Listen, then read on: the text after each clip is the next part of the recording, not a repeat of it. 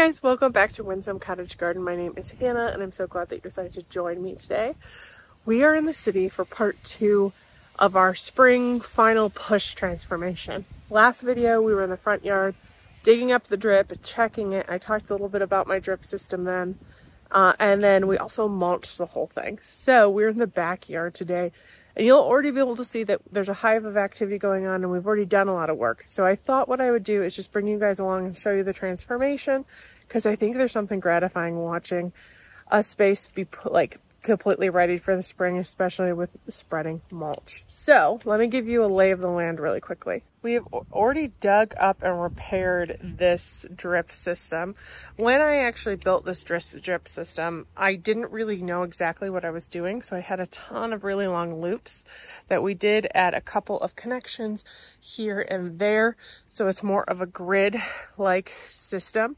We also had a couple big breaks we had to repair, and you might note that it's come into the grass here, and that's because in this video I'm finally going to take this odd little bump out, because this is actually really annoying to mow. So we're going to be lifting up the edging, redefining it, and then using cardboard mulch on top of the grass, which will kill it out. So that you'll get to see. We also are in the process of fixing this bed. There are a number of geysers that I need to fix, and those are just caused when the hose is nicked for one reason or another. I think most of them are over here from when I was doing bits and bops with the auger, and I got a little too close. Happens. I should have repaired it in the moment. It's possible that over winter what was just a strain became a full nick, so I have to cut those out. But this bed is decently ready to go. There is some work down here to do. So there's a lot of things that are happening in this short period of time, but the first thing I'm going to do is actually move the hydrangea so it is out of the way and we can mulch right there.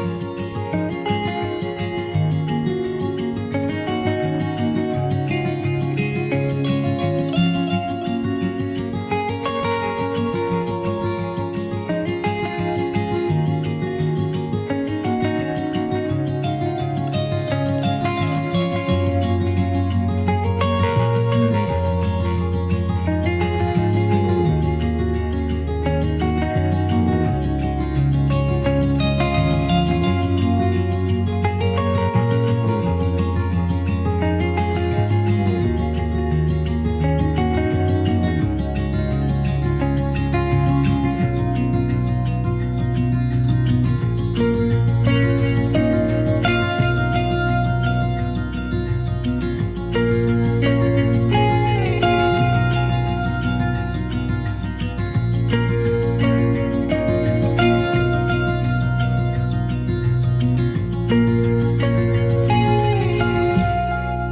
guys, it has again gone into a new day, but we did finish this project up yesterday, and I thought I would give you a closer look at what was done and kind of give some details, because I don't even really remember what was captured. There's a lot going on and there's a lot that's shifted, but it's looking good, though we did run out of mulch just a little bit. So it is a glorious day, which means there's a lot of garden activity happening around the city, so I apologize for the background noise. I'll try to muffle it in editing.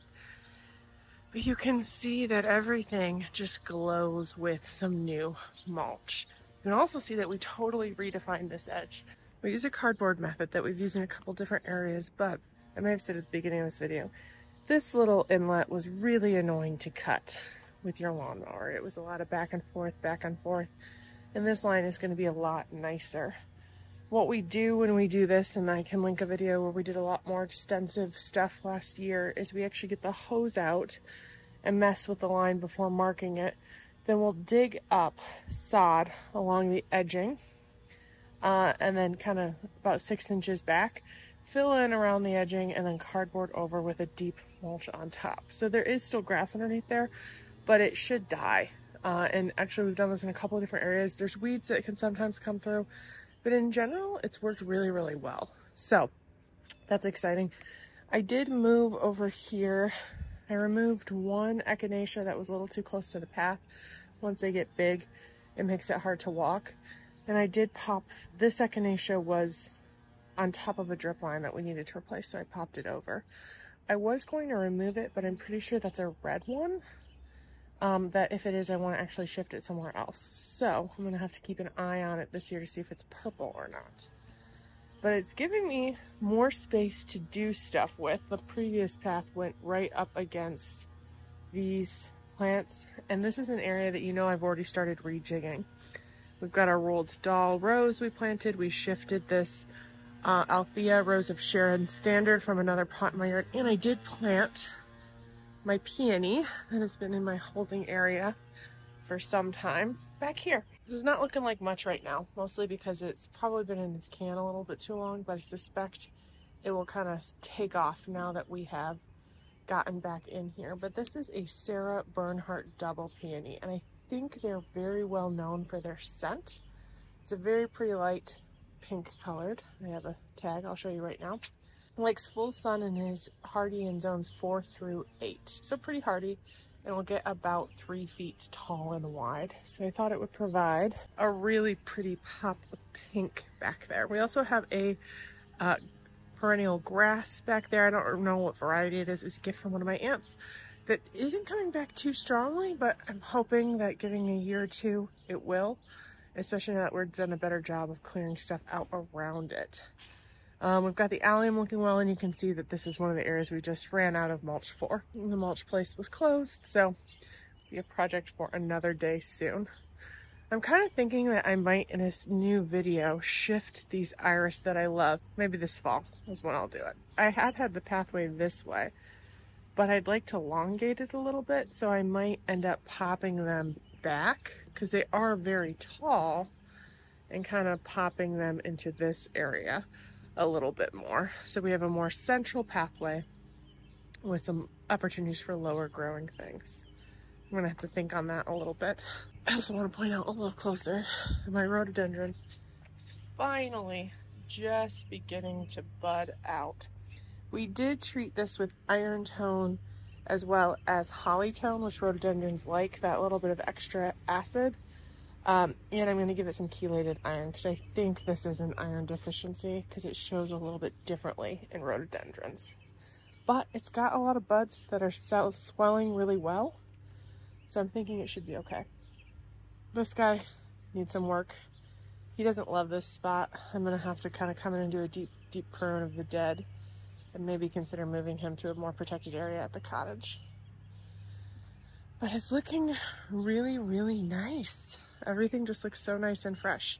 I'll give you a closer look up here. We just, did our normal mulching, which is still very much needed and nice. I love how it makes just all the plants pop. You can really see the artemisia coming in and these sedum.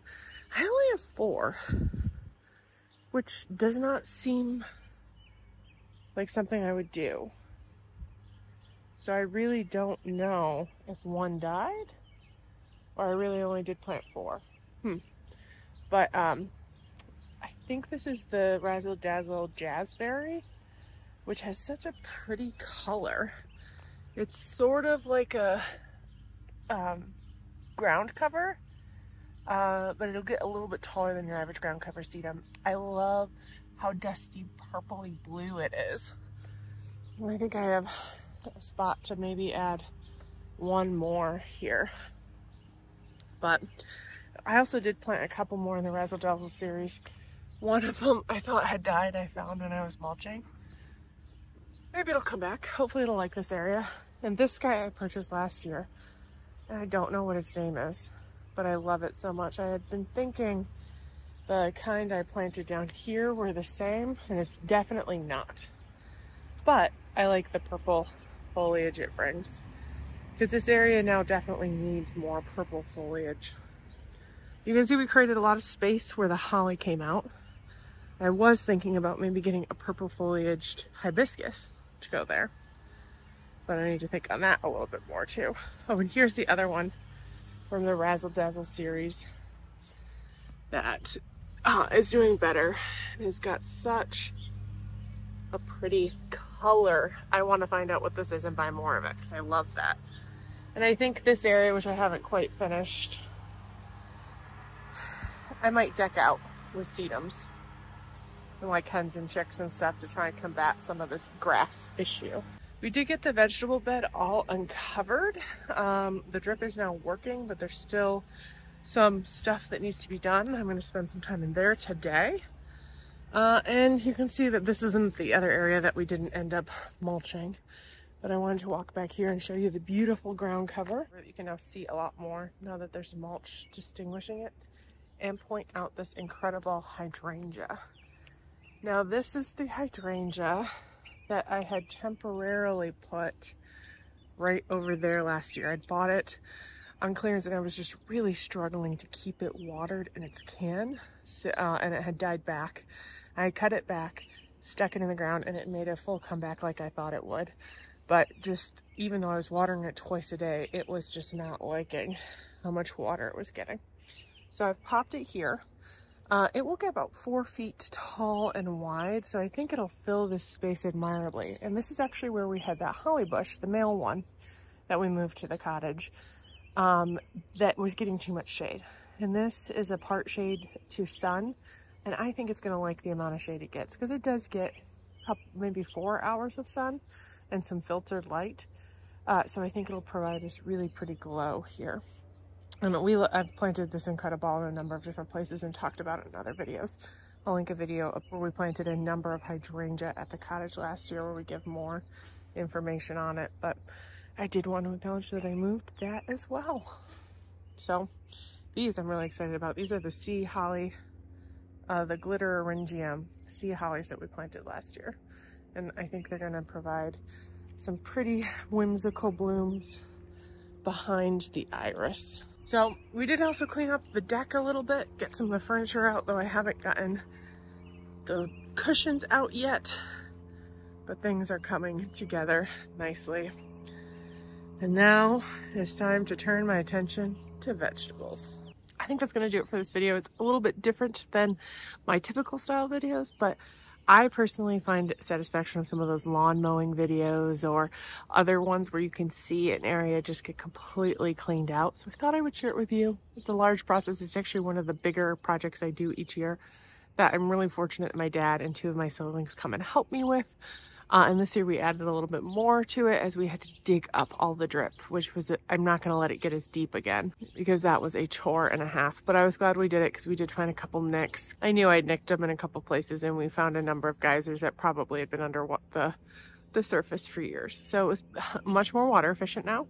My water bill will thank me in the future, and hopefully my plants will too, because they'll be getting the appropriate amount, because we did use it as an opportunity to turn some of my things into more grid-like things that will be more efficient in the water pressure. So I really appreciate you guys joining me today. Well, you can also get a sneak peek because things have jumped since my last city garden tour. I'll link that here in case you missed it because I talked about varieties a little bit more there. And my redbud was in full bloom. You might have noticed it's not anymore. It's kind of in that sad stage where the blooms are still there but dying. And the leaves haven't fully come in yet. And the iris are just beginning to start. I cannot wait for them to come. I'll be sure to update you guys with another garden tour when they do. So if you like this video, please make sure to hit that subscribe button so you can see this garden's journey as well as our cottage garden where I'll be heading quite soon for a number of projects, and follow along in both of those gardens throughout the season and the years to come. I really appreciate you joining me today, and I can't wait to see you in the next video. Bye-bye.